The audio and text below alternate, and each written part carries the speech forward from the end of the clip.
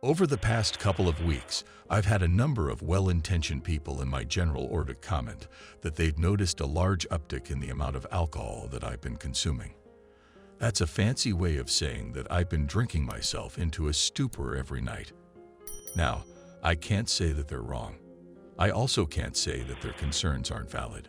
I also can't say that I'm not drinking enough daily to drown a fucking fish. You know what I can say though?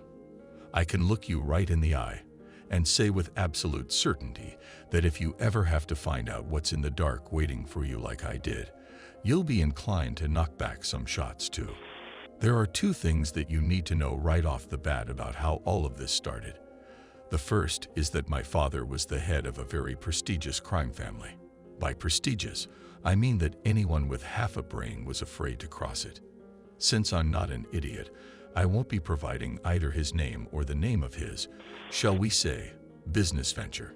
The second thing is that I never got involved with his dealings, not at any point in my life. My mother, bless her soul, made sure of that. I never had a desire to be a part of that world anyway.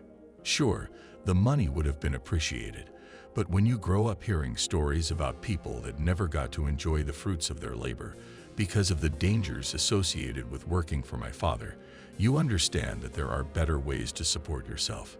The problem, at least in my case, is that there are other folks out there that couldn't give two shits about the personal choices that you've made.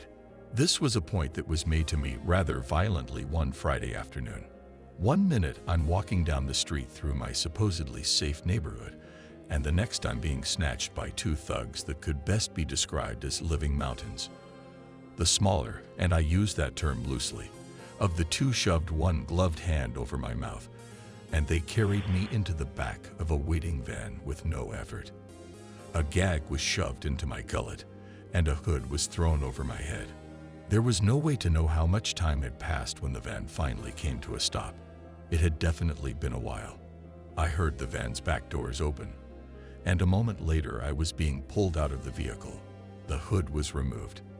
I gratefully breathed in the fresh air through my nose. Standing in front of me was a woman about 6 inches shorter than me. She seemed even smaller with the two giant men flanking her. The expensive business suit and the gun holstered around her waist said louder than words that this was a woman that both demanded and deserved respect.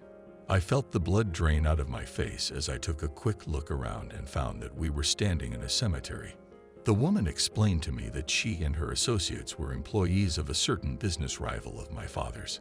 Her employer had come to the conclusion that it was time for my father to retire, and that part of his retirement plan should be to give up his territory. At the same time, her employer didn't want to get blood all over the streets. It was determined that the best way to make the transfer of power nice and clean was to abduct me and use me as a bargaining chip. She turned and started walking across the cemetery. The two large men gripped me under the arms and half carried, half dragged me after her. It was an old graveyard with heavily weathered and broken headstones that were in the process of being reclaimed by the grass and weeds. Our little group came to a stop in front of a gnarled husk of a tree with an open grave in front of it. I tilted my head to look inside the hole. It went down a good 5 or 6 feet, and there was a coffin at the bottom. Its lid was open, and there was a lime green oxygen tank placed inside of it. The woman gave me a long look before asking me if I knew where I was. There were the beginnings of a pretty nasty smile at the edges of her lips. That didn't bode well. I couldn't answer because of the gag that was still filling my mouth, so I simply shook my head. She proceeded to tell me that I was standing in front of the resting place of Tabitha Alton, a woman who had lived in the area almost 400 years earlier. The local townspeople had claimed that, after being mocked and humiliated by a group of children, she had made a pact with the devil. She used her newfound powers to enchant the children and force them to hang themselves in the nearby woods. The stories also said that she had helped a demon possess a minister who had gone on to murder half a dozen of the town residents before they managed to subdue him. She had been proclaimed a witch, and the sentence that came with it was death. The townspeople had carried out that sentence by burying her alive. My captor informed me that, unlike in the story, she was going to give me a choice.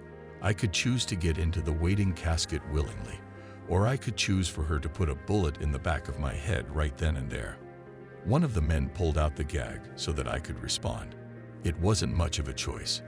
I picked the casket. As I slowly lowered myself into the coffin, I was careful to avoid stepping on the oxygen tank.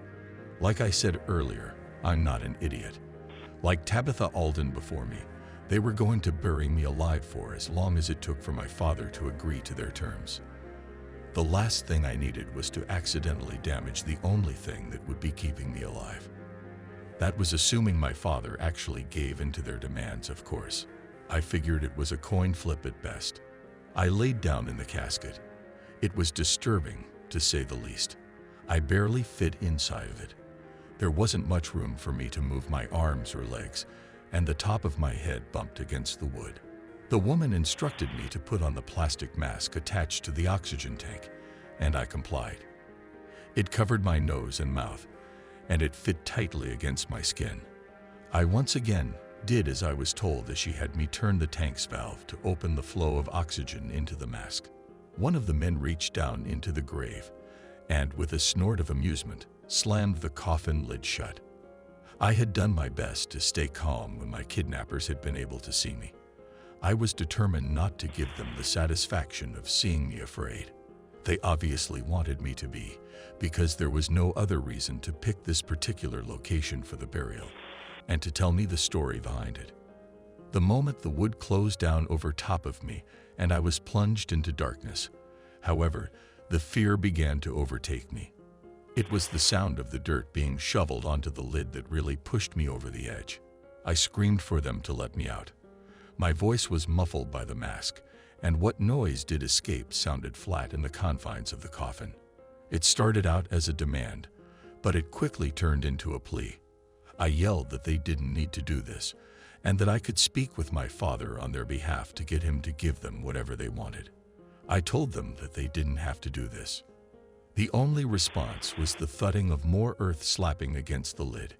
Each thud grew fainter and fainter until they stopped entirely. I tried to push against the top of the casket with my hands, but I couldn't get much force behind it due to the limited space. Changing tactics, I bent my legs as much as possible to push with my kneecaps. The wood creaked as I pressed into it, but it didn't budge. They had actually done it. They had buried me alive. My mind reeled at the thought. Intellectually, I had known that it was going to happen, but the reality of being trapped under half a dozen feet of dirt was something else entirely. I couldn't get my mind wrapped around it. I was panicking. My body thrashed as I unsuccessfully fought against the confines of the coffin. I kept crying out loudly, although I don't remember what I was saying. It doesn't really matter. The words weren't important. They were just a byproduct of the terror I was experiencing alone in the dark and unable to move. I think it was the hissing of escaping air that brought me back to my senses. My struggling had caused the plastic mask to slip off of my nose. A new fear began to creep in. If the mask came all of the way off, I would likely suffocate. Forcing myself to move slowly, I managed to slide my hand up my chest and to my chin to grip the plastic. It took a few minutes, but I was able to get it back into place. The near disaster made me understand that I needed to keep a clear head if I had any chance of surviving. Continuing to panic would only make me go through my limited supply of oxygen faster. I didn't know how long the tank would last, and I really didn't want to test the limits. Allowing myself one deep breath, I exhaled slowly and waited for my heart rate to slow back to something resembling normal. I laid silently in the dark for an indeterminable amount of time. It could have been minutes, or it could have been hours. I had never been in total darkness before. Sure, I had been in rooms with the lights off or other places where it was hard to see, but this was the total absence of light. It felt like the darkness was physically crushing against me. It was thick and oppressive. It was alive. The silence was another matter. In some ways, it was worse than the dark. Instead of feeling like a living organism, it was a cold nothingness that swallowed everything. Any noise that I made was instantly cut off. There's no way to put into words the sense of isolation I was experiencing. For a long time, the only things I could hear were the air being released into the mask and my own heartbeat in my ears. My limbs started to tingle, and because of the close quarters, I wasn't able to stretch them to relieve the uncomfortable sensation. I noticed that my body was itching in multiple places. I was able to scratch a few of them on my upper body, but the majority of them were out of reach. Worse, they became more and more irritating. The thought occurred to me that this must be how people went insane. I was momentarily distracted from my discomfort when I heard a new noise. It was very faint, and it only lasted for a moment. Between the volume and the brevity, I wasn't completely sure that I had heard it at all. I instinctively tried to sit up at the sound of the voice. My forehead slammed painfully into the casket lid, and for a moment the darkness was filled with bright lights that flashed before my eyes. I blinked a few times to clear them. It was a woman's voice. It didn't sound like the woman with the gun. The pitch was different, and it was dry and raspy. I couldn't tell for sure. It was like it was coming from far away, like I was standing at one end of a tunnel, and the speaker was at the other end. I smiled broadly and sighed in relief. There was someone near the gravesite. My father must have cut a deal, and my kidnappers were back to dig me out. I listened intently and waited. There was nothing. I felt the hope start to slowly drain out of me. That hope was quickly replaced by unease. I knew that I had definitely heard the woman speaking. There was no question in my mind about that. Had someone just passed near enough to the grave for their voice to penetrate down through 6 feet of dirt? The itching returned as I contemplated the other possibility. Hearing voices that weren't really there was a sign of going insane, wasn't it? I clenched and unclenched my fingers. Would I even know if that was happening to me? I suddenly felt absolutely certain that I was no longer alone. I tried to tell myself that was impossible. I was buried in a fucking casket. For God's sake. Of course I was alone. I was being stupid. And that was all there was to it. It was easy to prove too. All that I had to do was reach up with one hand and touch the wooden lid. It would take less than a second. Instead, I pressed myself as tightly as I could against the floor of the casket and put my hands at my sides. No matter how logical I tried to be about it, I couldn't convince myself that there wasn't something horrible directly above me in the infinite darkness. I heard a scratching noise from below me. It was coming from outside of the casket, down deeper in the ground. The woman's voice wasn't coming from the outside world. It was in my head. The blackness above me shifted. It wasn't anything that I could see or hear. I can't explain how I knew it had happened, but it did. The scratching grew louder. It was still below me, but it was slowly getting closer. I thought about what my kidnapper had said about where I was being buried. She had told me that the coffin was above a witch's grave. I had dismissed that as a mere scare tactic, but I was starting to believe that there was something to what she had said. A chill ran down my spine and I shivered. The scratching drew even closer.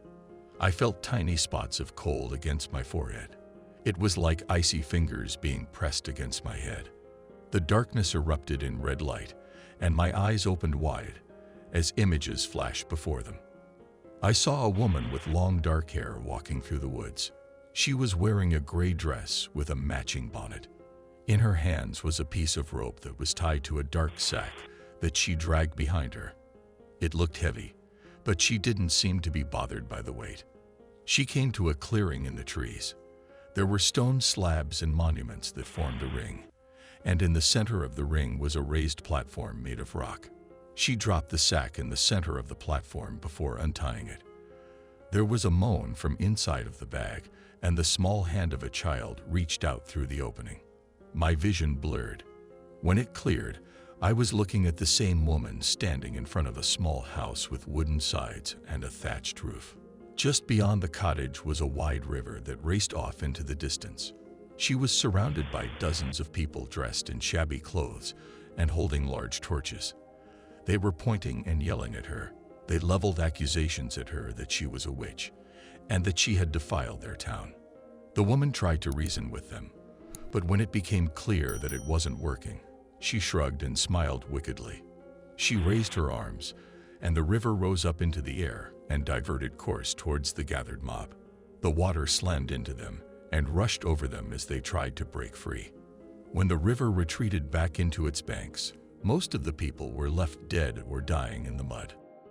Everything went blurry again, and moments later I was looking into a deep pit. The woman was lying at the bottom of it, thick iron chains wrapped around her body. Men were using ladders to exit the hole, and after they were all out, the ladders were pulled up after them. As a haggard-looking priest loudly recited prayers, the men began to shovel large mounds of dirt back into the hole. The woman screamed obscenities at them as they worked. Soon her shouting stopped as she became covered in soil. The men continued their task as the sun began to set over the horizon. I was suddenly back in the darkness. I gasped as I released the breath that I didn't know that I had been holding. Below me, the scratching was louder and closer. I would have been questioning my sanity if the time for that hadn't long passed. Sanity had gotten off the elevator at the ground floor. Down here in the basement, there was only the void and the nightmares that dwelled inside. Tabitha Alden was free of the heavy chain she had been wrapped in, and she was clawing her way up through the earth towards me. Maybe she was still alive somehow, or maybe death simply wasn't enough to stop her. It didn't matter. All that mattered was that she was coming, and there was nothing that I could do about it. Manic laughter filled the void. My terror got the best of me, and I began to kick out my legs to strike the side of the casket as I screamed incoherently. In that moment, my rational mind was gone, and in its place was only primal instinct. I could hear the digging below me even over my screeching. The rhythm had gotten faster, as if it was more eager now that it was getting closer. It took a huge amount of effort, but I was able to take back control of myself and quiet it down. The scratching sounded like it was only a few feet below me now. I was hearing something else as well. At first I didn't notice it over the echoes of the fading laughter, but eventually it was loud enough for me to detect it. It was a faint metallic jingling coming from up above. It sounded vaguely familiar, but I couldn't quite place it. The witch must have heard it as well, because the digging stopped and everything was silent except for that noise. I could feel that the presence inside the casket with me, which I was now convinced was the spirit of Tabitha Alden, had turned its attention upward. The temperature inside the coffin began to rise. She was angry, and her rage was radiating off of her spirit in waves of heat. The scratching began again, but this time it was more frantic than it had been before. It took me a moment to process what she had just said. Once I did, things clicked into place, and I felt a small glimmer of hope. The metal jingling was the sound of a shovel striking dirt. My kidnappers had returned and were beginning to dig me out. The witch's assault had turned into a macabre race, and I was the grand prize.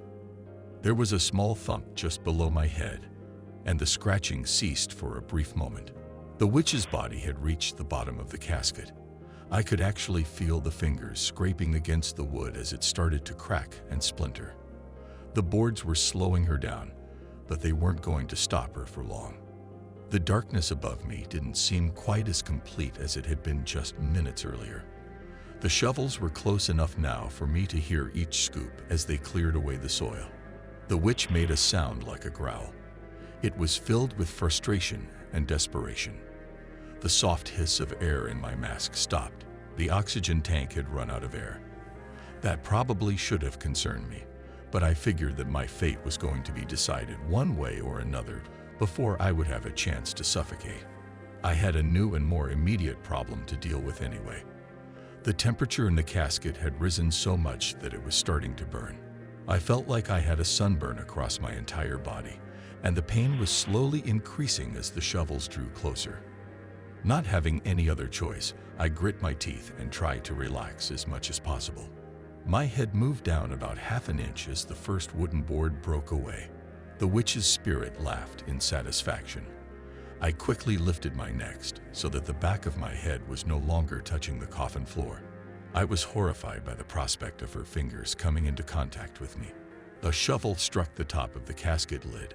There was a shout from above, and I could hear more of the dirt being quickly removed. At the same time, a second board snapped. The third board shattered, and I felt fingers grab the back of my head. They were freezing cold against my burning skin. I felt them flex as they dug past the hair into my flesh. My mouth opened wider than I would have thought possible, and I screamed wordlessly. The spirits laughing turned into an exalted cry. I clamped my eyes shut as the casket lid was thrown open. The presence was gone, the fingers were no longer gripping me, and I was once again alone inside the wooden box. One of the large men that had initially taken me pulled me out of the grave and set me down on the cool grass. My eyes gradually adjusted to the light, and I was able to open them again. I had never seen a sight as welcome as the faces of my kidnappers. The exchange went off without a hitch. My father had promised to give up his territory in exchange for my safety, and he was a man of his word. After a brief handshake between him and his now former rival, I was handed over, and that was that. My kidnapper's employer was now significantly wealthier, and more importantly, had a stranglehold over the city's organized crime.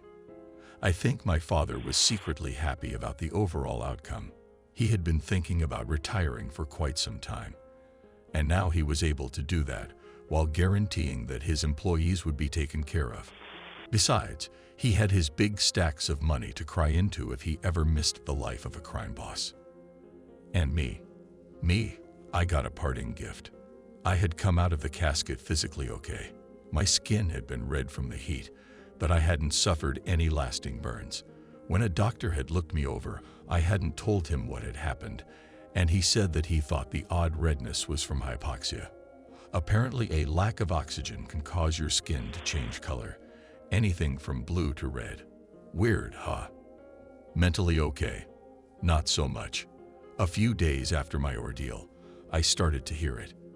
It was that same scratching and clawing noise that I had heard coming up towards me as I laid inside that casket. Instead of coming from below, though, now it was in the back of my head. I could hear it scraping against the inside of my skull. I tried to ignore it at first. I tried to convince myself that it was just some kind of PTSD and that the sounds only existed in my imagination. That didn't work, so I tried therapy. The shrink told me over and over again that what I was hearing was just a manifestation of the trauma that I had suffered, and that none of what I thought had happened inside the coffin actually had. His words rang pretty damn hollow. At 3 in the morning on a cold November morning, I woke up standing in front of that gnarled dead tree marking the grave of Tabitha Alden. There was a shovel in my hand and a freshly dug pile of dirt next to me. At my feet was a hole leading down into the earth. It was still dark out, and the only illumination came from the headlights of my car. It had been driven far enough up the small hill for the lights to reach. I had no idea how I had gotten there. I didn't know the how, but I was pretty sure that I knew the why. The witch was in my head. She had waited until I fell asleep and marched me back to her grave like a puppet to dig up her body. I got in my car and started driving back home. I passed by a bar on the way, and deciding if there was ever any time that I had needed a drink, it was now, pulled the car into the parking lot and went inside. I ordered the strongest drink the bartender had and downed it in one swallow. That was when I figured out that drinking helps with my little problem. It stops the scratching noises, and I haven't had another sleepwalking incident since I started getting plastered on a nightly basis. I guess my brain's no use to anyone when it's turned to mush, not even a witch. There's only so long that I can keep this up, though. The way I'm going now, if Tabitha Alden doesn't get me, my liver will. I'm going to have to sober up soon, which means I'm on borrowed time. There won't be room for two in my head much longer, and I'm the one that won't be staying.